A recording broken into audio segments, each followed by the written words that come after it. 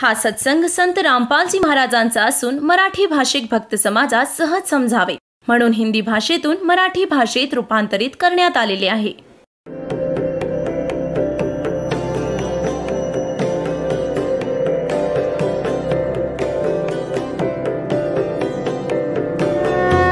और ज्ञान सब ज्ञान डी कबीर ज्ञान सो ज्ञान और जैसे घोड़ा तोब कायम करता चले मैदान. जगद्गुरु तत्वदर्शी संत रामपालजी महाराजांचे अमृत वचन सर्व पवित्र धर्मांच्या व पवित्र शास्त्रांच्या आधारावर. हे पहा श्री विष्णू पुराण. गीता प्रेस गोरखपूरहून प्रकाशित आहे. हे आहे विष्णू पुराण सचित्र हिंदी अनुवाद सहित. यात संस्कृतही सोबत आहे. अनुवाद मुनीलाल गुप्त. गीता प्रेस गोरखपूरहून प्रकाशित आहे.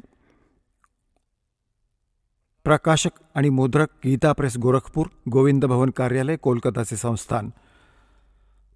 हा आहे अध्याय नंबर 2 आणि चतुर्थांश आणि 233 पानावर आहे विष्णू पुराण. आता आपण आपल्याला इथे घेऊन येतो. 233 पानावर इथून वाचूया.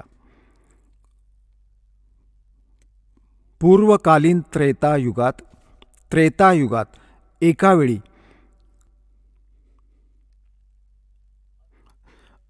अति महाभयंकर देव आणि असुरांचं युद्ध झालं. त्यात महाबलवान असुरगणांकडून देवता पराजित झाल्या. त्यांनी भगवान विष्णूची आराधना केली. तेव्हा आदि अनंत शून्य आशिष जगत प्रतिपालक श्रीनारायणाने देवतांना प्रसन्न होऊन सांगितलं, तुमच्या सर्वांची जी मनोकामना आहे ती मी जाणली आहे. तुम्हाला जे पाहिजे ते मला कळलं. त्याच्याविषयीची ही गोष्ट आहे. राजर्षी शशादाचा जो पुरंजय नावाचा मुलगा आहे, त्या क्षत्रिय श्रेष्ठत्वाच्या शरीरामध्ये अंशमात्रांनी म्हणजे काही वेळाकरता स्वतः अवतीर्ण होऊन त्या सर्व दैत्यांचा नाश करेन. आता तुम्ही लोक पुरंजयला राक्षसांच्या वधासाठी तयार करा. ठीक झालं. आता त्याने काय केलं, पुरंजयाला उभं केलं देवतांना सांगून सवरून. आता राक्षसही समोर असतील. हा काळ जो आहे त्याने पुरंजयामध्ये प्रवेश केला. कारण की हा 1000 बाहूंचा 1000 कलांचा मालक आहे. ब्रह्मा विष्णू महेश हे 4 16 कलांचे मालक आहेत. तर यात शक्ती जास्त आहे. यामुळे त्याने सर्व राक्षसांना मारून टाकलं. तर आता दुसरं उदाहरण देतो आपल्याला. एका वेळी गंधर्वांचे आणि नागवंशी म्हणजे नागगोत्रांच्या व्यक्तींचं आपापसात युद्ध झालं. गंधर्वांनी नागांना पराजित केलं आणि त्यांचं सर्व धन लुटून नेलं. तेव्हा नागवंशी यांनी नागगोत्राच्या व्यक्तींनी एकत्र येऊन भगवान विष्णूची आराधना केली. मग हा काळ विष्णू रूपामध्ये प्रकट झाला. त्याने सांगितलं की तुम्ही जा आणि असं पुरुकुत्स तयार करा. पुरुकुत्सला त्याला तयार करा. त्याच्या शरीरामध्ये प्रवेश करून मी गंधर्वांचा नाश करेन. आता पहा प्रमाण. हा आहे अध्याय नंबर 3 आणि श्लोक नंबर 200 विष्णू पुराण आहे. हा आहे अध्याय नंबर 3 आणि चतुर्थांश श्री विष्णू पुराण पान नंबर 242 वर. इथे थोडं खाली हा तिसरा अध्याय. पूर्वीच्या काळी रसातळात मोनेय नावाचे 6 करोड गंधर्व राहत होते. त्यांनी सर्व नागकुळाचे प्रधान रत्न आणि अधिकार काढून घेतले होते. गंधर्वांच्या पराक्रमाने अपमानित होऊन त्या नागेश्वर यांच्याद्वारा स्तुती करून घेतल्यानंतर त्यांच्या ऐकण्याने ज्यांची विकसित कमळासारखे डोळे उघडलेले आहेत, झोपेच्या शेवटी जागृत झालेले जलशाही भगवान सर्व देवेश्वरांना प्रणाम करून त्यांना नागगुणाने सांगितले, भगवान, या गंधर्वांमुळे उत्पन्न झालेले आमचे भय कशा प्रकारे शांत होईल. तेव्हा आदि अनंत रहित भगवान पुरुषोत्तमाने सांगितलं, युवनाश्वचा पुत्र मांधाताचा जो हा पुरुकुत्स नावाचा मुलगा आहे, त्याच्यामध्ये प्रवेश करून मी, स्पष्ट झालं, प्रवेश करून मी त्या संपूर्ण दुष्ट गंधर्वांचा नाश करून टाकेन. झालं स्पष्ट? आता यांचे कर्म अलौकिक असे आहेत. हा सांगतो माझे कर्म दिव्य आहेत. याच प्रकाराने याने श्रीकृष्णामध्ये प्रवेश करून गीतेचं ज्ञान, वेदात असलेलं अधिक आणि युद्धात असलेली आपली अटकळ हे श्रीमद भगवद्गीता नावाचे 18 अध्याय याने सांगितले. आणि शेवटी घाबरवून धमकावून विराट रूप धारण करून भयंकर रूप दाखवल्यावर, ज्याला पाहिल्यावर अर्जुन कापायला लागला, अर्जुनासारखा योद्धा, आणि शेवटी घाबरून हो म्हटलं अर्जुनाने, की त्याने विचार केला की याचा उद्देश युद्ध करण्याचा आहे, आणि जर मी नाही म्हटलं आणि याने परत विराट रूप धारण केलं तर मला हार्ट अटॅक येईल. म्हणून याने यात आपलं भलं समजलं की मरायचं तर आहेच मला, युद्ध केलं तर तिथेही मारला जाऊ शकतो, आणि जर याने परत विराट रूप दाखवलं तरीही मारला जाऊ शकतो मी. आणि भगवानाच्या उद्देशाशी तो परिचित झाला होता की याला युद्ध हवं आहे. तर याने सांगितलं की मला सर्व समजलं आहे, आपल्याला जे म्हणायचं आहे ते, मी युद्ध करेन. श्रीकृष्ण युद्ध करवेल. पहिल्यांदा तो तर नको म्हणत होता की नाही तुम्ही युद्ध करू नका, नाश होईल. आणि मग हे काय म्हणतात आमचे धर्मगुरू, की अर्जुन क्षत्रिय धर्माचं पालन करत नव्हता म्हणून भगवानांनी त्याला प्रेरित केलं. अरे श्रीकृष्ण स्वतः क्षत्रिय होता, आणि काल यवनांनी जेव्हा हल्ला केला मथुरेवर, स्वतः भगवान युद्ध सोडून पळून गेले होते. याच कारणाने त्यांना रणछोड भगवान म्हणत होते. त्यातही त्याने तर त्यावेळी त्यांनी आपल्या क्षत्रिय धर्माचं पालन, त्याग केलं होतं, ज्या कारणाने अनर्थ टळेल, नाश होणार नाही. तर काय ती व्यक्ती मग क्षत्रिय धर्माचं पालन करण्यासाठी नाश करण्याचा सल्ला देऊ शकते? तर पुण्यात्म्यांनो, आपल्याला या सद्ग्रंथांशी स्वतः परिचित व्हायचं आहे. ठीक आहे, यांनी जेवढं ज्ञान दिलं ते त्यांच्या स्तराचं, ते त्यांच्याजवळच राहील. आता आपण सद्ग्रंथांच्या अनुसार साधना करूयात आणि ज्ञान ग्रहण करूयात. आता आपल्याला दाखवतो की श्रीकृष्णजींना तर माहिती नाही की मी काय बोललो होतो गीताजीमध्ये. आता दाखवतो. आता पुण्यात्म्यांनो, महाभारताचं युद्ध झालं, कौरवांचा नाश झाला, पांडव राजगादीवर विराजमान झाले. त्यावेळी श्रीकृष्णाच्या आतून काळ निघून गेला. ओन्ली श्रीकृष्ण विद्यमान होता, प्रेझेंट होता. एक दिवस श्रीकृष्णाने सांगितलं की आता मी परत जातो द्वारकेला आणि तुम्ही तुमचं राज्य करा. अर्जुनने सांगितलं की भगवान तुम्ही आम्हाला काही सत्संग, अध्यात्म ज्ञान सांगून जा, कारण की तुम्ही आमचे गुरु आहात. एक सत्संग करून जा. जेव्हा श्रोतागण समोर बसले होते, अर्जुन आणि श्रीकृष्ण तिथे फिरत होते, सत्संगाच्या वेळेची वाट पाहत होते, श्रद्धाळू लोक येत होते. तेव्हा श्रीकृष्णजींना अर्जुन म्हणाला, भगवान कृपया मला तेच ज्ञान ऐकवा जे आपण युद्धादरम्यान मला ऐकवलं होतं, म्हणजे ते गीताजीचं ज्ञान मला ऐकवा. आता मी विसरून गेलो आहे, बुद्धीच्या दोषाने मला लक्षात नाही राहिलं. श्रीकृष्णजी म्हणतात, तू खूप मोठा श्रद्धाहीन आहेस अर्जुन, तू खूप बुद्धिहीन आहेस, तू त्या ज्ञानाला लक्षात का नाही ठेवलंस? आता अर्जुनाला तर रागवत आहेस की तू ते लक्षात का नाही ठेवलं, आणि स्वतः म्हणतात की मी तुला जसंच्या तसं नाही सांगू शकत, कारण की त्यावेळी मी योगयुक्त होऊन हे ज्ञान सांगितलं होतं. भल्या माणसांनो, की युद्धासारख्या भयंकर वेळी फक्त योगयुक्त होता येत असेल तर या शांततेच्या वेळी काय हरकत आहे योगयुक्त होण्यासाठी? आत्ता होऊन जा, 2 मिनिटं लागतील. ज्ञान असेल तर तो बोलला असेल, पण बोललाच नव्हता. हा श्रीकृष्णामध्ये प्रवेश करून काळ बोलला. जसं आपण पाहत आहात, एक प्रेत आत्मा दुसऱ्याच्या शरीरात प्रवेश करत असतो आणि ते प्रेत बोलत राहतं, खूप काही बोलून जातात. त्याच्या जाण्यानंतर त्या शरीरातली आत्मा आपली सचेत होते. मग त्यांना कोणी दुसरेच सांगतात, तू असं बोलत होतास, तसं बोलत होतास, असं बोला. त्याला काही माहीत नाही की तो काय बोलला होता, ते दुसरेच सांगतात. तो म्हणतो की एक दिवस मी असंच बोलत होतो. तर असं श्रीकृष्णामध्ये प्रवेश करून त्याच्या आत्म्याला दबाव करून काळ बोलून गेला साऱ्या कामात. आणि त्याच्या बाहेर पडल्यानंतर ओरिजिनल कृष्ण काय बोलतो आता दाखवतो मी तुम्हाला. बघा, हे संक्षिप्त महाभारत द्वितीय खंड. हा द्वितीय खंड गीता प्रेस गोरखपूरहून प्रकाशित आहे.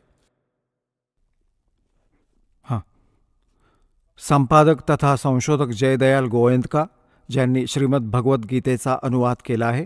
गीता प्रेस गोरखपूर पण प्रकाशित आहे. गीता प्रेस गोरखपूरहून. याच्या 667 पानावर हे पहा, आपल्याला घेऊन चालतो. हे पहा, पान नंबर 667, 667. आणि हे आहे संक्षिप्त महाभारत. संक्षिप्त महाभारत. आता इथे आलो आपण. जन्मेजयने विचारलं, ब्रह्मन, शत्रूंचा नाश झाल्यावर जेव्हा महात्मा श्रीकृष्ण आणि अर्जुन सभेमध्ये बसून वार्तालाप करत होते त्यावेळी त्यांच्यात काय बातचीत झाली? त्यावेळी वैशंपायनजी म्हणाले की राजन, श्रीकृष्णाबरोबर अर्जुनाने जेव्हा आपल्या राज्यावर पूर्ण अधिकार प्राप्त केला, हे दिव्य सभा भवनामध्ये आनंदाने राहू लागले. एक दिवस स्वजनांनी घेरलेले ते 2 मित्र स्वेच्छेने फिरत फिरत सभामंडपाच्या अशा भागात पोचले जो स्वर्गासारखा सुंदर होता. पांडुनंदन अर्जुन श्रीकृष्णाच्या बरोबर राहून खूप प्रसन्न होते. त्यांनी एकदा त्या रमणीय सभेला बघून भगवानाला विचारलं की देवकीनंदन, जेव्हा युद्धाची वेळ आली होती त्यावेळी मला तुमच्या महात्म्याचं, आता इथे चर्चा चालली आहे त्यांची, महात्म्याचं ज्ञान आणि ईश्वरीय स्वरूपाचं दर्शन झालं होतं की परंतु हे केशवा, तुम्ही प्रेमाने आधीही मला जे ज्ञान उपदेश केला होता त्यावेळी बुद्धी दोषामुळे विसरून गेलो आहे. त्या विषयांना म्हणजे गीतेच्या ज्ञानाला ऐकावं यासाठी माझ्या मनात उत्कंठा निर्माण होते. इकडे तर तुम्ही लवकरच द्वारकेला जाणार आहात, तरी पुन्हा ते विषय सगळे मला ऐकवा. वैशंपायनजी म्हणतात, अर्जुनाने असं म्हटल्यानंतर वक्त्यांमध्ये श्रेष्ठ महातेजस्वी भगवान श्रीकृष्णाने त्यांना मिठी मारून आलिंगन देऊन या प्रकारे उत्तर दिलं. श्रीकृष्ण म्हणाले, अर्जुन, ज्यावेळी मी तुला अतिशय गोपनीय विषयात श्रवण घडवलं होतं, आपल्या स्वरूपभूत धर्म सनातन पुरुषोत्तम तत्वाचा परिचय दिला होता आणि नित्य लोकांचंही वर्णन केलं होतं, परंतु तू तुझ्या असमंजसपणामुळे माझ्या उपदेशाला लक्षात नाही ठेवलं. हे जाणून मला खूप वाईट वाटलं. आता त्या गोष्टींना पूर्ण लक्षात ठेवणं शक्य होईल असं वाटत नाही. पांडुनंदन, निश्चितच तू खूप श्रद्धाहीन आहेस. तुझी बुद्धी चांगली नाही असं वाटतं. आता माझ्यासाठी या उपदेशाला जसंच्या तसं पुन्हा प्रस्तुत करणं अवघड आहे. त्यावेळी योगयुक्त होऊन मी परमात्म तत्वाचं महत्त्वाचं वर्णन केलं होतं. पुण्यात्म्यांनो, आता तुमच्या हे लक्षात येईल की हे ज्ञान सांगितलं कोणी? श्रीकृष्णजींचा तर रोल नाहीये गीताजीमध्ये. आता हे स्वतः म्हणतायत की मी आता जसं हा दास तुम्हाला सत्संग ऐकवतोय आणि आपण मला 10 वर्षांनंतर विचारा की या विषयावर तुम्ही 10 वर्ष आधी सांगितलं होतं, कृपया परत ऐकवा. कधी सांगा, मी ऐकवेन, कारण की मी माझ्या पूर्ण शुद्धीत हे तुम्हाला सांगितलं होतं. आणि माझ्या आज कुणी प्रेत बोलत असेल तर मग ही गोष्ट मी सांगेन जे श्रीकृष्ण बोलतायत की तू लक्षात नाही ठेवलंस, तू कसा व्यक्ती आहेस, श्रद्धाहीन आहेस, बुद्धिहीन आहेस. अरे भल्या माणसांनो, हा दास सत्संग करेल आणि पहिल्यांदा जो श्रोता या सत्संगाला ऐकेल 20% लक्षात राहतं त्याला. आणि मग मी त्याला ओरडणार की तू लक्षात का नाही ठेवलंस, तर याने हे सिद्ध आहे की चिडलेली मांजर खांबाला बोचकारतीये. म्हणजे त्याला ज्ञान नाहीये स्वतःला आणि दुसऱ्याला धमकावतोय की तू लक्षात का नाही ठेवलं, तुझ्यावर काय वीज पडली, तुला काय झालं होतं. आता जेव्हा अशा भयंकर युद्धाच्या वेळी माणूस योगयुक्त होऊ शकतो, इतका शांत आहे, सर्व तऱ्हांनी बिलकुल पीस ऑफ माइंड आहे, आरामात योगयुक्त होऊ शकतो. आता सांगण्याचा भाव आहे की पुण्यात्म्यांनो, श्रीकृष्णजींचा तर रोलच नव्हता गीता ज्ञान देण्यामध्ये. आता श्रीमद भगवद्गीतेचं ज्ञान दिलं कोणी आहे? हे काळाने दिलंय. गीताजी अध्याय नंबर 11 श्लोक नंबर 32 मध्ये श्रीकृष्ण म्हणतात की अर्जुन, मी काळ आहे आणि बघ तुझ्या पुढे, आणि हे माझं वास्तविक रूप आहे. आणि या रूपाचं म्हणजे मी हे जे तुला माझं रूप दाखवलं आहे त्या रूपाचं ना तर कोणाला पहिल्यांदा दर्शन झालं, यापुढे कोणाला होईल. हे तुझ्यावर दया करून मी हे विराट रूप दाखवलंय. पुण्यात्म्यांनो, जर श्रीकृष्ण सांगत असता गीता तर हे शब्द नसते बोलले की हे माझं विराट रूप आहे, आधी कोणी पाहिलं नाहीये. कारण की श्रीकृष्णजी तर आपलं विराट रूप कौरवांच्या सभेमध्ये आधीच दाखवून बसले होते. या विराट आणि त्या विराटामध्ये दिवस रात्रीचं अंतर आहे. पुण्यात्म्यांनो, एकतर 60 वॅटचा बल्ब असेल, ट्यूब असेल, आणि एक असेल 1000 वॉटची, तर किती अंतर आहे? ट्यूब दोन्ही आहेत, परंतु ती 1000 वॉटवाली 60 वॉटपेक्षा वेगळी असते.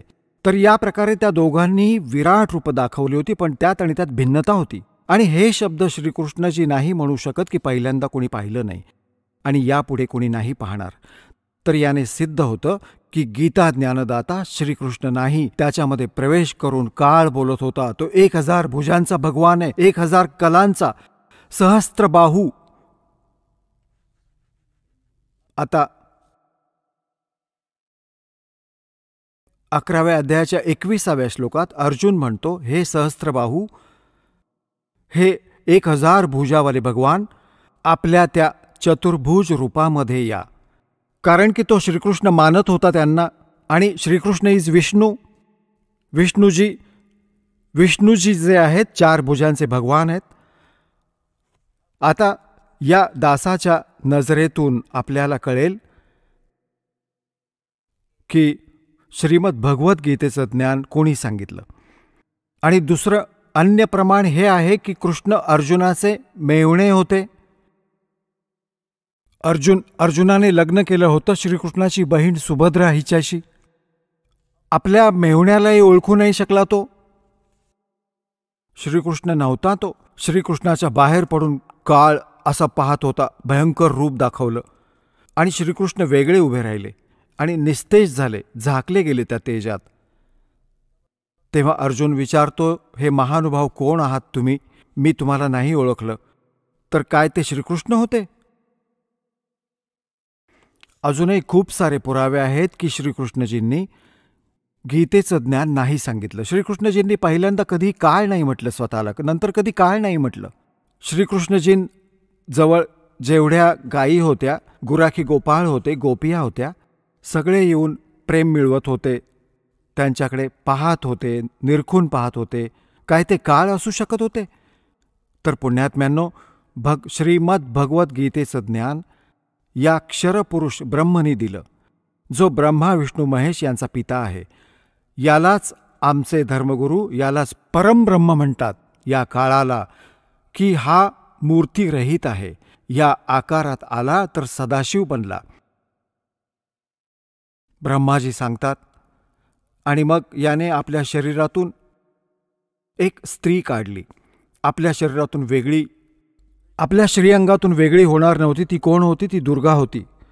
परमेश्वराने काढली होती या काळाच्या पोटातून, जे तुम्हाला सृष्टी रचनेमध्ये खूप वेळा सांगितलं आणि दाखवलं. तर हे श्री शिवपुराण, त्यामध्ये तुम्ही पाहता रुद्र संहितेमध्ये तुम्हाला कालही दाखवलं होतं आणि अजूनही दाखवतं वेळ आल्यावर. तर यात स्पष्ट आहे की श्री दुर्गाजींकडून आणि श्री शिव म्हणजे या काळरूपी भगवानापासून विष्णूजींची उत्पत्ती झाली, या दोन्हींच्या सृष्टिक्रमाने, आणि अशीच ब्रह्माजींची उत्पत्ती झाली. आणि मग विद्वेश्वर संहितेमध्ये आपण पाहिलं 5. मुळात हा बोलणारा वेगळा आहे आणि शिव, ब्रह्मा, विष्णू आणि रुद्र या चौघांना हा उपदेश देतोय. तर हा कालरूपी ब्रह्मदेव आहे. याने गीता ज्ञान सांगितलं आणि याने आपली स्थिती सांगितली की तुझे आणि माझे खूप जन्म होऊन गेलेत अर्जुन, तू नाही जाणत, मी जाणतो. आणि म्हणून परम अक्षर ब्रह्म 18व्या अध्यायाच्या 62व्या श्लोकात याने सांगितलं, जर तुला पूर्ण मोक्ष पाहिजे, परम शांती पाहिजे, तर त्या परम अक्षर ब्रह्मला शरण जा. त्याच्या कृपेने तू परम शांतीला आणि सनातन परमधामाला प्राप्त होशील. आणि हा त्याच्यासाठी ऑप्शन सोडला की तू तत्वदर्शी संतांचा शोध घे, ते संत जसे सांगतील तशी तू भक्ती कर, तुझं पूर्ण कल्याण होईल. बोलो सतगुरुदेव.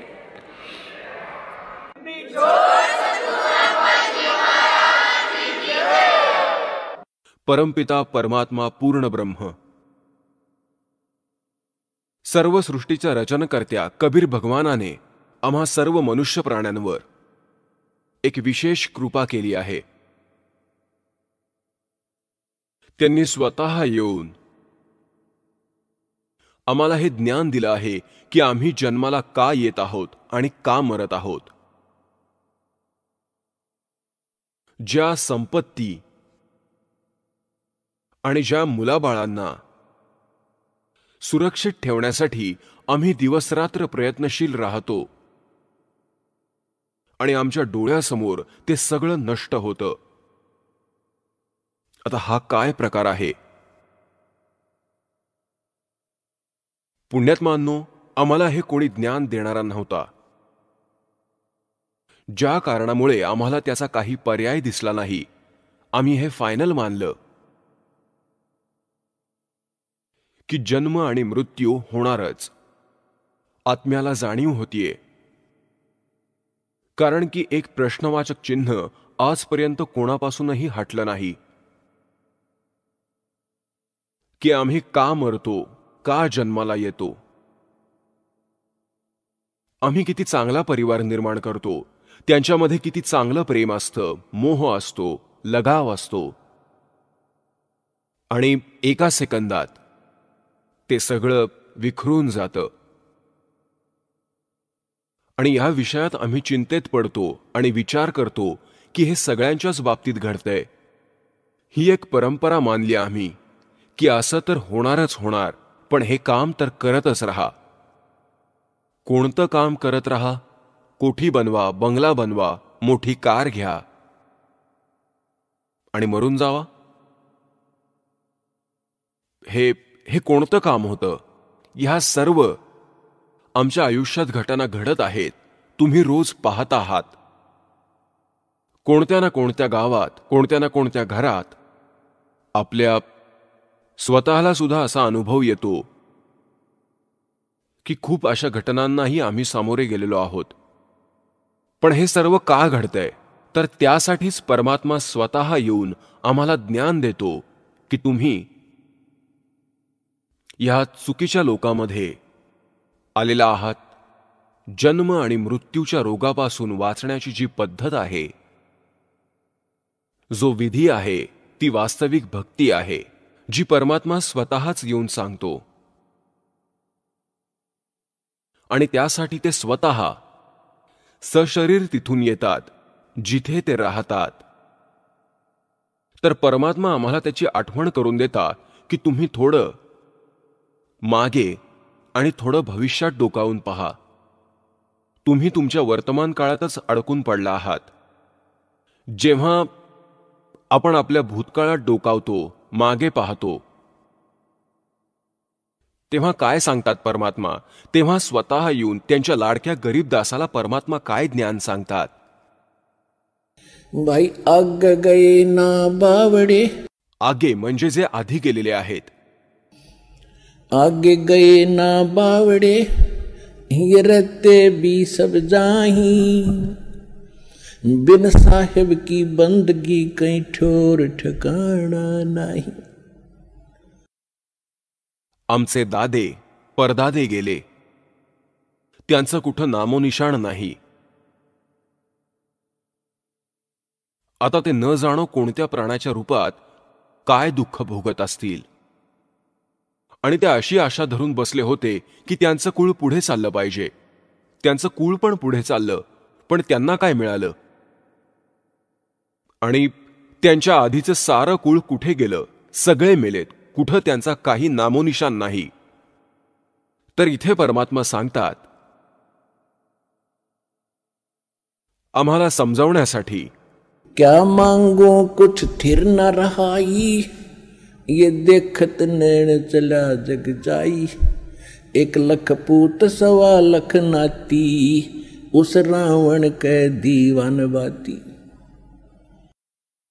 तुम्ही एक अपत्य प्राप्त करून जरी खुशी वाटली 2 दिवस. परमात्मा तर सांगतात, रावणाचे तर 1,00,000 पुत्र होते, 1,00,000. पण आज त्याच्या नावाने दिवा लावायला सुद्धा कोणी नाही. त्याचा नामोनिशाण, त्याचं कुळ सगळं समाप्त, आणि रावण पण समाप्त, आणि राज्य सुद्धा गेलं. तर आम्हाला परमात्मा याची आठवण करून देतायत. हे तर तुम्हाला त्याची आठवण करून देतायत की आधी म्हणजे मागे जे काही घडून गेलंय त्याची ही दशा अशी आहे. वर्तमानात तर तुम्ही पाहतच आहात, इथे कोणीही प्राणी सुखी नाही, आणि सगळ्यांची आशा इच्छा असते की मी करोडपती बनावं, मोठं श्रीमंत व्हावं, मोठा बंगला बांधावा, एक कार घ्यावी, जगात मला मान असावा. कारण आम्ही एवढाच अभ्यास केलाय आत्तापर्यंत. तर परमात्मा सांगतायत की हे सगळं जरी झालं, असे खूप आहेत की ज्यांच्याकडे खूप बंगले आहेत. त्यांच्या पूर्वजन्मीच्या पुण्याईनुसार त्यांच्याकडे मोठमोठ्या गाड्या असतील, संपत्ती पण खूप आहे. पण तुम्ही पाहतच आहात की एका क्षणात न जाणो कोणाचा मृत्यू होईल. मोठे मोठे शेठ आपल्याच हेलिकॉप्टरमध्ये मरण पावतात एखाद्या अपघातामध्ये. पुढे काय होणार? पुढे परमात्मा आपल्याला सतर्क करतात. फिर पीछे तू पशुआ कीजे गद्दा बैल बनाई, और ये 56 भोग कहाँ मन बोरे, कहीं कुर्डी चरने जाई. आता यावर आमचा विश्वास बसत नाही, कारण सगळ्या सुविधा आहेत, आणि मनात अशी धारणा करून ठेवली आहे या काळ भगवानने, ते काम करायचंय, हे काम करायचंय, हे करायचं राहिलंय, ते करायचं राहिलंय. चला, तरी ही पण काळाचीच प्रेरणा आहे. काळाने आपल्याला विवश करून ठेवलंय. एवढी कामं तुमची कडेला लावलीत, आणि ती कशासाठी? या एका पोटासाठी, एक उदरनिर्वाहासाठी, या शरीराला सुरक्षित ठेवण्यासाठी. घर बनवायचं आहे, कपडे घालायचे आहेत, जेवण करायचं आहे, आणि हे सगळं कशासाठी? तर हे शरीर सुरक्षित ठेवण्यासाठी आहे की ते ठीकठाक चालू राहील. पण ह्याचा काही भरोसा नाही की केव्हा वीज पडेल आणि कोणत्या कारणानं अंत होईल. तर इथे परमात्मा म्हणतात, कबीर ये तन जाएगा, सके तो ठहर ला, एक सेवा कर सतगुरु की और गोविंद के गुण गा.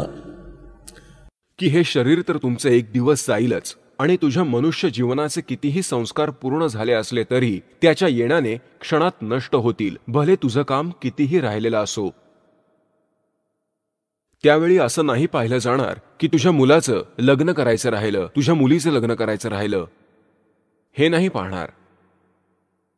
एक भक्त सांगत होता की माझ्या मामाच्या 5-6 मुली होत्या,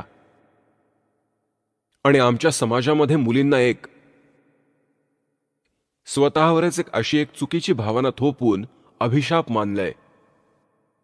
त्यांच्या हुंड्यामध्ये माहीत नाही काय काय खर्च करावा लागतो, ज्या कारणामुळे तो म्हणतोय की माझी मामी घाबरून गेली होती. 3ही मुलींचा विवाह एकत्रच ठेवला होता. ज्यांच्या घरी खूप मुली आहेत ते म्हणणार एकाच खर्चात सगळं उरकून जाईल, सगळं ठीकठाक होऊन जाईल.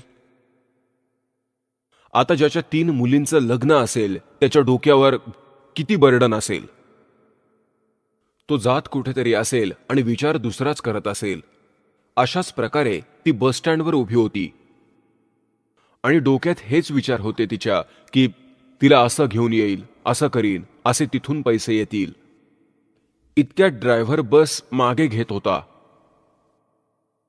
आणि बस चुकीची मागे आली, आणि ती माता बस स्टँडच्या पिलर आणि पोल आणि बसच्या मध्ये लागलं. तिचं लक्ष गेलं नाही, कारण ती वेगळाच विचार करत होती. तिथंच मरण पावली. तर परमात्मा सांगतात की हे शरीर जेव्हा तुझी वेळ येईल, एक श्वास तुला ज्यादा मिळणार नाही. यानंतर एक पर्याय सांगतात परमात्मा, कबीर ये तन जाएगा सके तो ठाहरला, एक सेवा कर सतगुरु की. आणि मग जसं त्यांनी सांगितलंय त्या आधारे भक्ती कर, गोविंदाचे गुण गा. थारचा अर्थ होतो सपोर्ट. तर परमात्मा सांगतात की हे मनुष्य जीवन जे आहे त्याची वेळ आली की संपणार आणि तुमची सगळी कामं तिथं तशीच राहतील. ह्यापासून वाचण्यासाठी तुम्ही परमात्म्याच्या नावाचा, सच्च्या गुरुचा आधार घ्यायला हवा. तो आधार मिळाल्यानंतर तुमचं जीवन एक्सटेंड होऊन जाईल आणि तेही समर्थ परमात्मा. कबीर भगवानाच्या शरणमध्ये आल्यानंतर त्याला आधार मिळेल. आणि ना कोणी ब्रह्माजी, न विष्णूजी, न शिवजी, न ब्रह्म, न परब्रह्म ते तुमचं आयुष्य एक्सटेंड करू शकत नाहीत. तर इथे परमात्मा सांगतात, कबीर ये तन जावेगा और सके तो ठाहरला. मग तो पाठिंबा सांगितलाय. तर कोणता पाठिंबा? एक सेवा कर सतगुरु की और गोविंद के गुण गा. तर परमात्म्याने स्वतः येऊन हे ज्ञान दिलंय की जो विशेष पाठिंबा आहे, जो विशेष आधार आहे, ज्याने परमात्मा आपली मदत करतात. स्वतः होऊनच या मार्गाचा अवलंब करून, आपलं करून जन्मभर निर्वाह कराल. तुमचं अंतिम जीवन आहे माणसाचं, कायमसाठी सुखी होऊन जाल आणि सतलोकांमध्ये जाल, जिथे कधी मृत्यू नाही, कोणताही रोग नाही, कोणतीही वृद्ध अवस्था नाही. ती अशीच सृष्टी आहे जशी इथे आहे. हे डुप्लिकेट आहे, ते ओरिजिनल आहे. तुमचा तिथेही असाच परिवार बनणार, सदा सुखी राहणार, विमानामधून जाणार. प्रत्येक प्राण्याचं तिथे स्वतःचं वैयक्तिक विमान आहे, वैयक्तिक मोठमोठ्या बागा आणि मोठमोठे बंगले आहेत. तर पुण्यात्मांनो, परमात्म्याला मिळवणं खूप सोपं आहे. अज्ञानामुळे आमच्या धर्मगुरूंनी ते खूप कठीण बनवून ठेवलं होतं. आमचे सद्ग्रंथ सांगतात साधासा मार्ग आहे, अगदी सिंपल, साधारणसा मार्ग आहे, रस्ता आहे, साधना आहे. परमात्म्याच्या नावाचा जप करायचा आहे. नाम जपामुळे मोक्ष मिळेल. त्याच्या सहयोगी क्रिया आहेत. हे 5 यज्ञ आहेत, ते तुम्ही पण करायचे आहेत. एवढंच काम आहे. आपल्या संसारामध्ये पण जशी ज्याला सेवा देवाने दिली आहे त्याला पण करत राहा आणि तुम्ही सफल व्हाल. जेव्हा आम्ही महादुःखी होतो भक्ती न करून, आणि आम्हाला जोपर्यंत सुख वाटत असतं आमचं पुण्य चालू असतं, जेव्हा पुण्य संपून जातं तेव्हा आमच्यावर दुःखाचा डोंगर कोसळत असतो, तर तेव्हा तो राजा का असेना तो परमात्म्याला शरण जाण्याचा विचार करतो. त्याला माहितीये की परमात्मा एक परमशक्ती आहे, तो दुःखीला सुखी बनवतो. आणि जर तुम्ही आधीच देवाला शरण गेलेले असाल तर दुःख असणारच नाही. जोपर्यंत आम्ही कबीर देवाला शरण जात नाही तोपर्यंत आम्हाला प्रारब्धात असेल ते मिळतं. म्हणजेच आम्हाला पूर्वजन्मातलं चांगलं आणि वाईटाचं फळ मिळत राहतं. आणि जेव्हा आम्ही कबीर परमेश्वराच्या शरणमध्ये त्यांच्या कृपेच्या मार्गाने जातो, मग पाप कर्म आम्हाला प्रभावित करत नाहीत. आमचं केवळ पुण्यकर्मच फळाला येतं. आणि नशिबात एखादं वाईट कर्म आम्हाला हानी करणारा असेल तर ते पण परमात्मा समाप्त करून टाकतो. म्हणून तर आम्ही देवाला शोधत असतो. म्हणून तर आम्ही देवाचा शोध घेत असतो की आम्हाला काही कष्ट ना पडावेत. आणि भक्ती पण करतोय आणि कष्ट जसेच्या तसे येत आहेत. मग एकतर ती भक्ती ठीक नाही, भगवान पूर्ण नाही, किंवा तुमच्या भक्तीमध्ये काही त्रुटी आहे. या 3 कारणांमुळेच आम्हाला दुःख मिळतं. तर सांगायचं तात्पर्य असं आहे की परमात्मा स्वतः येऊन ज्ञान देतात. आणि तुमचं सौभाग्य आहे की आपण तर आधीच देवाच्या शरणमध्ये आला आहात. जेव्हा आम्ही देवाला शरण गेलेले असतो तेव्हा आमची घरातली कामंही आधीपेक्षा सुरळीत होतात, कारण आम्ही दुःखी मनानं देवाकडे सुख मागायला जातो. आता तर मग दुःख होणारच नाही. आणि जे होईलही, एखादं कर्म कडक असलं तर ते हलकं करून टाकतील परमात्म्याच्या गुणात असं लिहिलं आहे आणि ते तुम्हाला इथे प्राप्तही होईल. आता जे भक्त इथं दुःखी होऊन आलेत त्यांनी चिंता करू नये की आम्ही तर आता दुःखामध्येच आठवण काढली आहे देवाची, आमची फिर्याद कशी वाटेल. हे त्यांच्यासाठी आहे जो परमात्मा ज्यांना नीट भेटलाच नाही, संत भेटलाच नाही, आणि मग एखाद्या अन्य साधनेमध्ये आणि त्या देवाजवळ जाऊन तुम्ही मागणी करता, कारण ते तुमची ना हानी करू शकतात ना फायदा करू शकतात. कोण कोण? श्री ब्रह्माजी, श्री विष्णूजी, श्री शिवजी आणि त्यांच्या अधीनस्थ अन्य 33 करोड देवता, श्री दुर्गाजी, ब्रह्म आणि परब्रह्म, ज्याला अक्षरपुरुष आणि अक्षरपुरुष म्हणतात. श्रीमद भगवद्गीता अध्याय 15च्या 16व्या श्लोकात हे तुम्हाला कर्मच देऊ शकतात जसं तुम्ही पुण्य किंवा पाप तुम्ही केलं असेल. आणि तुम्ही आजपर्यंत जेव्हा सुखी होतात तेव्हा देवाला आठवतच नव्हतात आणि दुःखी होतात त्यावेळी ह्यांच्याच समोर रडत होतात, जे पुढे काही करू शकत नाहीत. तर परमात्मा त्यावेळची घटना सांगतायत की आता तुम्ही रडताय या देवांच्या समोर, आता तुमची तक्रार कोण ऐकणार? आज तुम्ही त्या परमेश्वराला शरण आला आहात, ज्यांच्या ह्या मंत्रामध्ये म्हणजे सतनाममध्ये, सतनामचा अर्थ होतो सच्चा नाम, राईट वर्शिप, योग्य मंत्र म्हणजेच ठीक मंत्र, सच्चा मंत्र, त्याला सतनाम म्हणतात. आणि हा जो प्रथम मंत्र तुम्हाला दिला जातो तो ओरिजिनल मंत्र आहे.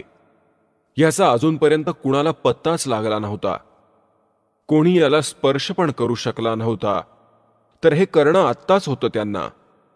तर हा मंत्र ज्यांना प्राप्त झालाय त्याची भक्ती करण्यामुळे, कारण की हा प्रथम आणि शेवटचा मंत्र आहे. या 7 नामांमध्ये हे 7 जे तुम्हाला जप करण्यासाठी मंत्र दिलेत त्यामध्ये प्रथम आणि शेवटचा मंत्र जो आहे तो पापनाशक आहे. आणि जे मधले मंत्र आहेत त्यांनी तुमची पुण्य कमाई वृद्धी होते म्हणजे वाढते. आणि पुण्यात्मांनो, आज ह्या जगात कोणी गुरु नाहीये या दासाव्यतिरिक्त. सद्गुरूची तर खूपच लांबची गोष्ट आहे. कोणी गुरुही नाहीये तर रोग्याला वाटतं की त्याचा रोग बरा व्हावा. ज्याला संतान नाही त्याला संतान झाले तर म्हणता येईल. जर तुम्हाला संतान प्राप्तीची गरज असेल तर ती इथेच मिळू शकते, पृथ्वीवर इतरत्र कुठेही होणार नाही. आणि जर तुमचं रोग निवारण होणार असेल तर इथंच होईल, पृथ्वीवर, इतरत्र कुठे होणार पण नाही. आणि होणार म्हणजे होणारच, रोग निवारण तर होणारच. राहिली संतान प्राप्तीची गोष्ट, जर परमात्म्याला वाटलं तर तो काहीही करू शकतो. त्याचा एक फार मोठा इतिहास आहे, नंतर सांगेन. विषय असा आहे की इथे हजारो असे प्रमाण आहेत की ज्यांचे 10-10 वर्ष, 12-12 वर्ष, 15-15 वर्ष, 20-20 वर्ष लग्नाला झाली होती, मूलबाळ नव्हते. सारे उपाय, आजकाल तर अनेक उपाय आहेत, सगळे उपाय करून थकले होते, त्यांना पण मूलबाळ दिलं देवानं. ही काही फार विशेष गोष्ट नाहीये, पण तुमचा आमचा एक मुख्य उद्देश आहे, तो म्हणजे मोक्ष मिळवणे. महाराजजी, सृष्टीची उत्पत्ती कशी झाली कृपा करून सांगावे. याला धैर्यपूर्वक ऐका या कथेला, कारण ही पहिल्यांदा जो ऐकतो त्याला ती एकदम बाष्कळ वाटते. पण काही काळानंतर जर तुम्ही प्रमाण पाहिलं, तुम्हाला स्वीकार करावे लागेल आणि होईल स्वीकृती. जोपर्यंत तुम्ही सृष्टी रचनेविषयी जाणून नाही घेणार तोपर्यंत आपण या आध्यात्मिक ज्ञानाला, तत्वज्ञानाला नाही समजू शकत आणि नाही कोणत्या सद्ग्रंथाला समजू शकता.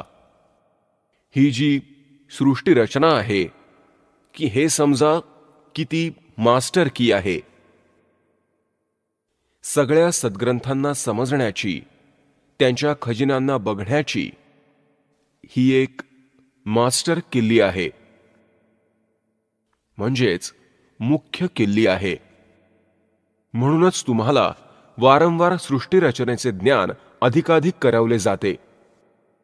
तर सतलोकामध्ये परमात्म्याने एका शब्दामध्ये 16 द्वीप उत्पन्न केले आणि मग 16 वचनातून एक पुत्राची उत्पत्ती केली. त्यानंतर परमात्म्याने 16 पुत्रातील ज्याचे नाव अचिंत होते त्याला म्हणाले, अचिंत, तू आता सृष्टी रच.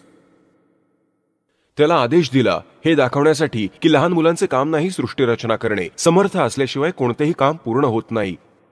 अचिंतने काय केले? आपल्या वचनशक्तीने एक पुरुष उत्पन्न केला ज्याला अक्षर पुरुष असे म्हणतात. गीतेच्या अध्याय क्रमांक 15 मधील श्लोक क्रमांक 16 मध्ये 2 पुरुष सांगितले, क्षरपुरुष आणि अक्षरपुरुष. आता क्षरपुरुष आणि अक्षरपुरुष यांची उत्पत्ती कशी झाली हे सांगतायत. अक्षरपुरुषाची उत्पत्ती अचिंतने आपल्या वचनातून केली. परमेश्वराच्या आदेशाने परमात्म्याने त्याला एवढी सबल शक्ती दिली होती. अक्षरपुरुष जेव्हा उत्पन्न झाला तेव्हा तो आपल्या मनमर्जीने वागू लागला. अचिंतने त्याला सांगितले होते की माझी मदत कर सृष्टी रचनेमध्ये. त्यांनी काही ऐकले नाही आणि वर जाऊन एक मान सरोवर आहे, वरती अमृत जलाने भरलेले, त्यात जाऊन उडी घेतली स्नानासाठी आणि त्यातच आनंद आला आणि झोपला. तिथे श्वासांनी शरीर नाहीये. तर आता तो झोपला. अचिंतने हे बसल्या बसल्या पाहिले. तेव्हा परमात्मा म्हणाला की मुला, समर्थाशिवाय हे काम होऊ शकत नाही आणि आता तू आरामात बस. आणि तिथे गेलेल्या परमात्म्याने, त्या सत्पुरुषाने, कबीर देवांनी काय केले तर सरोवरातील पाण्याने म्हणजेच त्या सरोवरातून पाणी घेतले आणि आपल्या शक्तीने एक अंडे बनवले जसे जादूगार बनवतो. तर त्या अंड्यात एक आत्मा प्रवेश केली आपल्या वचनाने परमेश्वराने. ते अंड आकाराने खूप मोठे होते तर ते गडगड गडगड करत खालती जाऊ लागले. त्याने अक्षर पुरुषाची निद्रा भंग पावली. आता जर कोणी अर्धवट झोपेतून उठवतो तर त्याला खूप दुःख होईल. तेच दुःख त्याने अनुभवले. त्याला राग आला आणि त्या अंड्याकडे रागाने बघितले, क्रोधाने बघितले. त्या क्रोधामुळे अंडे फुटले. त्यातूनच हा क्षरपुरुष म्हणजेच ज्योत निरंजन काळ निघाला एका मनुष्य रूपात. या दोघांना म्हटले, अक्षरपुरुष, तू निद्रेत होतास. आकाशवाणी केली परमात्म्याने, तू बाहेर ये. तुला जागे करण्यासाठी ही सारी लीला करण्यात आली आहे. तुम्ही दोघे जण बाहेर या. आणि ते दोघे बाहेर आले. आता त्यांना सांगितले की तुम्ही तिघे अचिंतच्या द्वीपावर राहा, एकाच द्वीपावर. आणि ते तिघे निघून गेले, अचिंत आणि इतर. आता काही दिवसानंतर हा क्षरपुरुष, ज्योत निरंजन म्हणा किंवा क्षरपुरुष म्हणा किंवा अक्षरपुरुष म्हणा, हवं तर परब्रह्म म्हणा, ते दोघे अचिंतच्या लोकात राहू लागले. काही दिवसानंतर हा क्षरपुरुष, याला ज्योतनिरंजन म्हणा किंवा काळ म्हणा, पुढे जाऊन तो काळ बनेल. तर या क्षरपुरुषाने विचार केला की आपण तिघे तर एकाच द्वीपावर आणि अन्य आपले भाऊ प्रत्येकी एका द्वीपावर. त्यानंतर परमात्म्याने काय केले तर आपली सर्वांची उत्पत्ती केली. जितके आपण आज इथे किडे, मुंग्या, हत्ती, मनुष्य, राजे, देवदेवता जे कोणी आहेत त्या सर्वांची उत्पत्ती करून आणि सतलोकात सगळ्यांना वेगवेगळे स्थान दिले की तुम्ही राहा थाटात. तर त्याला ही चिंता होऊ लागली, दुःख झाले, ईर्ष्या झाली की आपण तर तिघे एकाच लोकात आहोत आणि बाकी सारे वेगवेगळे स्वतंत्र राहत आहेत. तेच याने तप करण्यास चालू केले. 70 युगे तप केल्यानंतर प्रभूने विचारले की तुला काय हवंय. परमेश्वराने विचारले की तुझी काय इच्छा आहे. त्याने सांगितले की हे पिता, हे परमपिता, माझ्यासाठी स्थान कमी पडते आहे. मला कुठले वेगळे दुसरे स्थान दे. तेव्हा परमेश्वराने त्याला 21 ब्रह्मांडे दिली. जसे कोणी धनी पिता आपल्या मुलाला 21 प्लॉट देऊन टाकतो. आता हे घे 21 प्लॉट. तिथे तो गेला आणि राहू लागला आणि त्याने बघितले की ते सारे रिकामे होते. त्याने विचार केला की काही बांधकाम करूयात. त्याने 70 युगे तप पुन्हा केले. आपण कसे फसलो या काळाच्या बरोबर, कसे आलो इतक्या घाणेरड्या लोकात. आपण तिथे चूक केली होती. आपल्या पित्याने आपल्याला सर्व सुविधा दिल्या होत्या. काहीच असुविधा नव्हती कोणत्याही प्रकारची. आपण अजरामर होतो. आपण सदैव तरुण होतो. आपले परिवार होते तिथे, गटच्या गट परिवार होते. सतलोकात सृष्टी आहे अशीच आहे, पण तिथे हंस आत्मा आहेत. तिथे मृत्यू नाही होत, म्हातारपण येत नाही, सदाबहार वृक्ष असतात, कसला राग नाही, द्वेष नाही, भावाभावांच्या वाटण्या नाहीत, भांडणे नाहीत. तर तिथे सृष्टी आहे, ॲज इट इज आहे. भगवंत मनुष्य सदृश्य आहे. त्याच्या एक एक रोमकोपात करोडो चंद्रमान एवढा प्रकाश आहे. तिथून तो हलक्या तेजपुंजाचे रूप घेऊन इथे येतो. वेद पण सांगतात आणि 600 वर्षांपूर्वी परमात्म्याने ही महिमा स्वतः सांगून ठेवलेली आहे. कबीरवाणीमध्ये, तर तिथून त्या परमात्म्याने येऊन स्वतः सांगितलंय, तर आपण आपल्या भगवंताला सोडून दिले, ज्याने आपल्याला सारे सुख दिलेले होते. आपण याच्यावर आसक्त झालो जो मोठे तप करत होता. आणि हे बघा तो किती वर्ष उभा राहिला. हो, कमाल केली त्यांनी. आता आपले हे दुखणे आपल्याला तेथून लागलेले होते, जशी आत्ता आहे. एक हिरो किंवा हिरोईन, अभिनेता अभिनेत्री आपल्या पोटासाठी नाच गाणे, उड्या वगैरे मेकअप करतात आणि आपण त्यांच्यावर आसक्त होतो. इथे एक बरवालामध्ये किंवा हिसारमध्ये कोणी ऍक्टर आला, नेता अभिनेता आला, आणि बघा तरुण मुले किंवा मुलींची मोठी रांगच रांग लागेल, हजारोंच्या संख्येत गोळा होतील आणि लांबून लांबून बघतील की तो बघा, तो उभा आहे, उभी आहे. सारा दिवस धक्के खाऊन येतील, तो उभा आहे, ती उभी आहे, तुम्हाला काय मिळाले. ते त्यांच्या पोटासाठी भटकत आहेत आणि आपण त्यांना बघून आसक्त होत आहोत आणि म्हणतात की तो माझा फेवरेट हिरो आहे. याच फेवरेटांनी तर मारले, तर हा आपला फेवरेट हिरो झाला सतलोकामध्ये. आणि परमात्म्याने आकाशवाणी केली की मुलांनो, की तुम्ही याला बघू नका, मस्त रहा, भक्ती करा, चैनीत रहा, याचे कर्म ठीक नाहीये हे. परमात्म्याने याला मनाई केली होती, पण हे मानलं नाही. आणि आपल्यालाही मनाई केली होती की तिकडे ध्यान देऊ नका, मस्त रहा. आपण करून तर सावध झालो, पण आतून ती इच्छा गेली नाही. याच्या प्रती तर आपण एकदम फिट झालो, आकर्षित झालो, आतून एक इच्छा बनली जबरदस्त. ते तर अंतर्यामी सगळे जाणतात. जेव्हा याने दुसऱ्यांदा परत तप केले तेव्हा विचारले की काय मागणं आहे तुझं, तर तेव्हा याने सांगितले की प्रभू मला काही बांधकाम साहित्य द्या, म्हणजे मी काही रचना करू शकेन. परमात्म्याने 5 तत्व आणि 3 गुण दिले की हे घे बाळा, खेळ या खेळण्यांशी. याने विचार केलाही की हे पण बनवतो, पण जीव नाही तर मी काय करणार. मला आत्माही हवाय, माझं मन नाही लागणार. त्याने 64 युगे परत तप केले तेव्हा प्रभूने विचारले की काय मागतोस, बोल. तू जे काही मागितलंस ते मी सारं दिलं. तेव्हा हा मला म्हणाला की मला काही जीव द्या, आत्मा द्या प्रभू. आता परमेश्वर म्हणाले की हे आत्मा मी तुला नाही देऊ शकत, काहीही झाले तरी.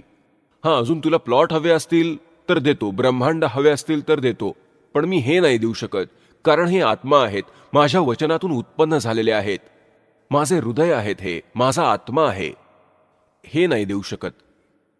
पण एक अट आहे, जर कोणी स्वतःच्या इच्छेने तुझ्याकडे जाऊ पाहतो तर नक्कीच जाऊ शकतो. जा विचार त्यांना. तर तो आपल्याकडे आला. जेवढे आपण सारे इथे अडकलोय, आपल्याला विचारले की माझ्याबरोबर तुम्ही येणार का. मी वेगळे तप करून माझे असे वेगळे राज्य प्राप्त केले आहे, तिथे आपण असे राहू, देव बनवेन, महादेव बनवेन, दुधाची नदी वाहवेन. आता तिथे काय कमी होती आपल्याला, पण बुद्धिभ्रष्ट झाली होती. आपण बोललो ठीक आहे, पिता आज्ञा देतील तर आम्ही तुमच्याबरोबर येऊ. आता त्याने परमेश्वर कबीर देवांना म्हटले काळाने की हे पिताजी, की काही आत्मा माझ्याबरोबर येण्यास सज्ज आहेत. परमेश्वराने म्हटले की माझ्यासमोर त्यांना होकार दे. परमेश्वर आले तिथून स्वतः आणि आपल्यासमोर येऊन उभे राहिले. परमेश्वर म्हणाले की बोला बाबांनो, कोणाला जायचंय ह्याच्याबरोबर, हात वर करा. तर आता परमात्म्याने तर पहिले आपल्याला मनाई केली होती की याच्यावर आसक्त होऊ नका. शर्मिंदे झालो, माना खाली गेल्या, कोणीच बोललं नाही, शांतता पसरली. तेव्हा परमेश्वर म्हणाले, अरे तुम्ही तर सांगत होता, तू तर सांगत होता की खूप सारे माझ्याबरोबर येत आहेत, यातलं तर कोणी बोलतच नाही. खोटं बोलत होतास तू. इतक्यातच एका आत्म्याने विचार केला की कुठे गोष्ट बिघडू नये, हिम्मत करून उभा राहिला आणि उभं राहून बोलला की प्रभू मला जायची इच्छा आहे याच्याबरोबर. आणि मग पाठोपाठ आपण साऱ्यांनी विचार केला की एकानं केलं तर आपण करून बघू. बघता बघता जसं शाळेमध्ये एका मुलाने हात वर केला की सगळे करतात ना की मी मी मी, तर आपण सारे उभे राहिलो, दोन्ही हात वर करून आम्हाला जायचे असे म्हणायला लागलो. तर परमेश्वराने म्हटले की ठीक आहे.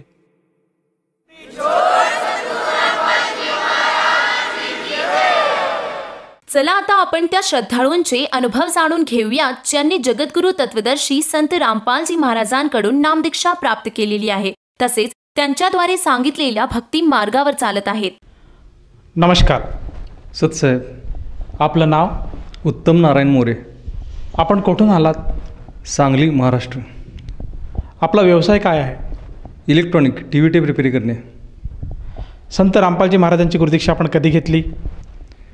8/4/19 संत रामपालजी महाराजांची गुरुदीक्षा घेण्या अगोदर आपण व आपला परिवार कोणती भक्ती साधना करत होतात?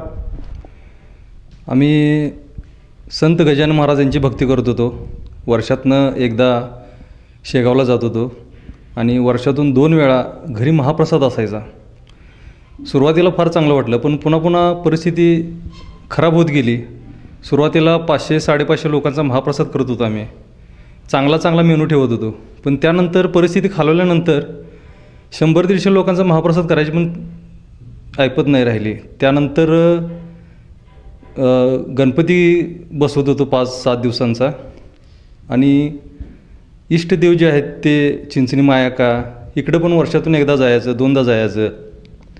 शिखर शिंगणापूरचे महादेव ते सुद्धा आमचं इष्टदैवत होतं, त्यांनासुद्धा वर्षातून एकदा गेलंच पाहिजे आणि किमान घरातला एकतरी व्यक्ती जातच होता. असे देवांची भक्ती आम्ही चालूच ठेवत होतो.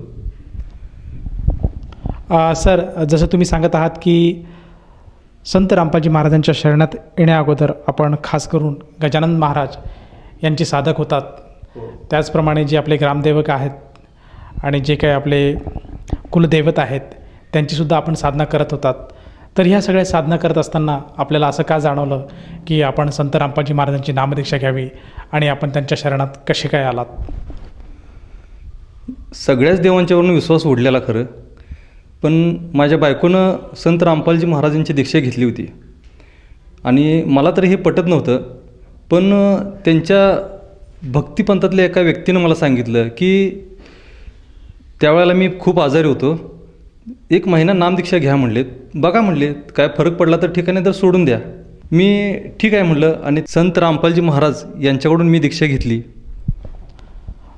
जसं तुम्ही सांगत आहात की आपण आजारी होतात आणि आपल्याला संत रामपालजी महाराजांच्या अनुयायांनी सांगितलं की आपण संत रामपालजी महाराजांची नामदीक्षा घ्यावी जेणेकरून आपला आजार हा दूर होईल. तर त्या अनुषंगाने आपण संत रामपालजी महाराजांची नामदीक्षा घेतली. तर मला असं विचारायचं आहे की जेव्हा आपण सद्गुरू संत रामपालजी महाराजांची नामदीक्षा घेतली त्यानंतर जी काय आपल्याला व्याधी होती ती दूर झाली का? आणि त्या व्यतिरिक्तसुद्धा आपल्याला संत रामपालजी महाराजांच्या सद्भक्तीमुळे काही लाभ प्राप्त झालेत का? व्याधी हळूहळू दूर झालीच माझी. सर्वप्रथम माझं जे तंबाखू गुटखा मावा जे मी खात होतो ती काय केल्यानं माझं व्यसन जात नव्हतं. सगळ्यात मोठा लाभ म्हणजे माझे हे व्यसन दूर झालं. कमीत कमी 30 वर्ष मी गुटखा मावा तंबाखू खात होतो आणि हे व्यसन पहिल्यांदा सगळ्यात मोठा लाभ म्हणजे मला हा झाला की हे व्यसन सुटलं. व्यसन ज्यावेळेला मी नामदीक्षा घेतली तर त्यावेळेला मला तंबाखू खाल्ल्यानंतर ती माती खाल्ल्यासारखी लागालेली. मी एका दुकानातनं दुसऱ्या दुकानातनं तिसऱ्या दुकानात जाऊन तंबाखू घेतली, खाल्ली, पण ती माती खाल्ल्यासारखी लागालेली. पुन्हा मी 20 रुपयाचा मावा घेतला, तो काय मला चव लागला नाही. पुन्हा मी 30 रुपयाचा मावा घेतला, तो पण काय मला चव लागला नाही. पण मी पुन्हा 50चा मावा घेतला तरीसुद्धा मला ते बेचव लागायला लागलं. माझ्या लक्षात आलं की आपण आता हे सोडलेलंच बरं. आणि ती सगळ्यात पहिला म्हणजे लाभ मला तो झाला की माझं व्यसन गेलं आणि जे मला कमरेपासून खाली जवळजवळ लोळ पडल्यासारखं झालं शरीर माझं, किंवा माझ्या डोक्यात म्हणजे ध्यानात काय राहत नव्हतं. दुकान मी बंद करून निवांत फिरत होतो. माझं इलेक्ट्रॉनिकचं दुकान मी बंद करून फिरत होतो, कारण कोणाकडे ॲडव्हान्स घेतला, कोणाचं काय रिपेरी करायचं आहे आणि हा फॉल्ट काय आहे, पहिला मी फॉल्ट हा काढलेला आणि आता का निघत नाही असं होत होतं मला. शेवटी सगळंच बंद केलं आणि निवांत फिरत होतो मी. आणि त्यानंतर मला हळूहळू जरा बरं वाटायला लागलं की माझ्या लक्षात आलं की आपण ही भक्ती योग्य आहे आणि चांगलं आहे, कारण या भक्तीतून सगळ्यात आपलं शरीर चांगलं राहते, व्याधी निघून जातात. आणि तिसरा लाभ म्हणजे जे करणीधरणीचे जे प्रकार आहेत ते अजिबात आपल्या जवळसुद्धा थांबत नाहीत. ज्या लोकांनी केलं आहे त्यांना फिरून त्यांच्याच पाठीमागे लागल्यासारखं होते आणि हा आपल्याला मोठा लाभ होते. सर, जसं तुम्ही सांगत आहात की संत रामपालजी महाराजांची नामदीक्षा घेतल्यानंतर आपण जे काही तंबाखू, त्याच्यानंतर गुटखा आणि मावा या गोष्टीचं सेवन केलं, परंतु संत रामपालजी महाराजांच्या सद्भक्तीत सर्वप्रथम हा नियम आहे की आपण कुठल्याही प्रकारचं व्यसन करायचं नाही आणि जो कोणी व्यक्ती व्यसन करत असेल त्याला सहयोगसुद्धा करायचं नाही. असं असताना आपण हे व्यसन कसं काय केलं? एक प्रकारे मी त्यावेळेला परमात्माची परीक्षाच घेतली की खरोखर या भक्तीत ताकद आहे का. तर ते खाल्ल्यानंतर मला जवळजवळ सगळं माती खाल्ल्यासारखंच लागायला लागलं आहे. त्यामुळे माझ्या लक्षात आलं की ह्या भक्तीत खूप ताकद आहे आणि त्यानंतर मी ते कधी खाल्लं नाही आणि पुनरुपदेश घेतला मी. त्यानंतर चूक झाली की पुन्हा असं करणार नाही. पुनरुपदेश दिल्यानंतर पुन्हा मला लाभ माझे चांगल्या पद्धतीने चालू झाले आणि आज तोही दिवस आहे आणि आजचाही दिवस आहे. आज माझं दुकान, पैसा पाणी म्हणा किंवा घरात एक एक व्यक्ती आजारी पडत होता. आजारी पडल्यानंतर सुद्धा माझ्या अंगावर काटा यायचा की ह्याला तर एवढं पैसा तर कुठला आणायचं. बायको आजारी पडल्यानंतर पोरगी पडायची, पोरगी पडल्यानंतर मला तर तोंड आलेलं 4-4 डॉक्टरांच्याकडे गेलो तरी मी तोंड माझं जातच नव्हतं. आता जवळजवळ वर्षभर झालं मी डॉक्टरांच्या गोळ्या औषधापासून लांब आहे एकदम आणि सुखी आहे. दवाखाना वगैरे माझ्या पाठीमागं आता काही सुद्धा नाही आहे. या व्यतिरिक्त आपल्याला आणखीन काही लाभ प्राप्त झालेत का? ज्या वेळेला मी टी व्ही रिपेअरिंग करायला बसत होतो दुकानात त्यावेळेला माझं धाडस नसायचं. पण आज टी व्ही रिपेअरिंग करतो आहे, फॉल्ट निघतो आहे. काय काय वेळेला असं वाटतं की हा रिपेअर झाला की नाही कोणास ठाऊक, चालतो आहे की नाही कोणास ठाऊक. पण अशी चमत्कार घडतात की त्यांच्या घरी टी व्ही माझा जातो आहे, व्यवस्थित चालतो आहे सुद्धा. आणि सगळ्यात मोठं ते टेन्शन नाही आहे. पूर्वी दुकानात बसलं तरी फार टेन्शन यायचं. आता कुठल्याही प्रकारचं टेन्शन नाही. पूर्ण वेळ भक्तीत असतो आहे, नाममंत्र असतात जपत असतो आहे. त्यामुळं कुठल्याही प्रकारचं टेन्शन मला राहत नाही. घरी गेलो पण शांत आहे, व्यवस्थित आहे. शेजार पाजारी म्हणा किंवा पूर्वीच्या नात्यात भरपूर फरक आहे. सर, जसं तुम्ही सांगत आहात की संत रामपालजी महाराजांची परीक्षा घेण्यासाठी आपण त्यांच्या नियमाच्या विरुद्ध आपण पाऊल उचलले, परंतु त्यातसुद्धा संत रामपालजी महाराजांनी आपल्याला दाखवून दिलं की सद्भक्ती काय आहे आणि सद्भक्तीची ताकद काय आहे. आणि आपण आपली चूक मान्य केली आणि परत आपलं नाम उजळून परत सद्भक्तीला लागले आणि त्या सद्भक्तीमुळे आज आपण आणि आपला परिवार सुखसमाधानी जगत आहेत. कुठल्याही प्रकारचे आपल्याला आज व्यसन नाही आहे आणि आपण आर्थिकदृष्ट्या स्वावलंबी झाला आहात आणि परमेश्वराची सद्भक्ती करत आहात. तर हे जो आपल्याला लाभ झाला, या लाभाच्याद्वारे किंवा या लाभाच्या अनुषंगाने आपण इतर भक्त समाजाला काय संदेश द्याल? संदेश तर द्यायची माझी पात्रता नाही आहे. संदेश तर संत रामपालजी महाराजच देतील. मी फक्त सगळ्यांना प्रार्थना करेन हात जोडून की किमान एक 8-15 दिवस तरी सत्संग आहे का आणि तुम्हाला त्यातून लक्षात येईल की भक्ती काय आहे आणि आपण काय करतो आहे. सगळ्यांना हीच कळकळीची विनंती आहे की तुम्ही संत रामपालजी महाराज यांचे एक 4 दिवस तरी प्रवचन टी व्हीवरती ऐकावं. त्यानंतर लक्षात येईल की काय आहे ही भक्ती आणि आपण आत्तापर्यंत काय केले. एवढीच सगळ्यांना हात जोडून प्रार्थना आहे. सर, जसं तुम्ही सांगत आहात की मानव समाजाने संत रामपालजी महाराजांचे जे ज्ञान आहे हे समजून घेतलं पाहिजे आणि सद्भक्ती स्वीकारायला हवी. तर ह्या अनुषंगाने जर एखाद्या साधकाला जाणवलं की आपणसुद्धा संत रामपालजी महाराजांची सद्भक्ती स्वीकारावी किंवा त्यांच्याकडनं आपण नामदीक्षा घ्यावी, तर तो साधक किंवा ती व्यक्ती सद्गुरू रामपालजी महाराजांची नामदीक्षा कशी घेऊ शकेल? बरेच चॅनल आहेत की त्याच्यावरती संत रामपालजी महाराजांचे कार्यक्रम चालतात. ते कार्यक्रम बघा. कार्यक्रम संपल्यानंतर त्यांचे फोन नंबर येतात. फक्त एक मोबाईल फोन करा. आज तर इतकी दया झाली की प्रत्येक जिल्ह्यामध्ये नामदीक्षा केंद्र उभं झालेलं आहे. आपण फक्त इच्छा करा, एक फोन करा, होऊन जाईल तुमचं काम. सर, जसं तुम्ही सांगत आहात की संत रामपालजी महाराजांच्या दयेने आज महाराष्ट्रामध्ये प्रत्येक जिल्ह्यामध्ये नामदान केंद्राची सुविधा उपलब्ध आहे आणि जर एखाद्या साधकाला ते नामदीक्षा घ्यायची असेल तर तो साधक त्या नामदान केंद्रावर जाऊन नामदीक्षा घेऊ शकेल. मला असं विचारायचं आहे की या नामदीक्षेसाठी त्या साधकाला किती पैसे मोजावे लागतील? पैसे म्हटलं तर 1 रुपयाही त्याला खर्च येत नाही. उलट आपल्याला लागणारे मंत्रजपसाठी कार्ड किंवा किरकोळ सामग्री अशा आपल्याला त्याने फ्रीमध्येच देतात. आपल्याला तर काही 1 रुपयाही खर्च येत नाही. फक्त तुम्ही फोन करा, काम होऊन जाईल तुमचं. नामदीक्षा मिळून जाईल तुम्हाला. धन्यवाद. सतसाहेब.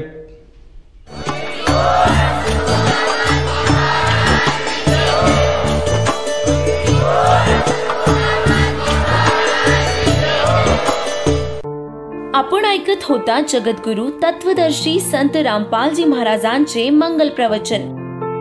निशुल्क नामदीक्षा प्राप्त करण्यासाठी आणि अधिक माहितीसाठी संपर्क करा 7030303951 7030303952. आमची वेबसाईट आहे www.jagadgururampalji.org.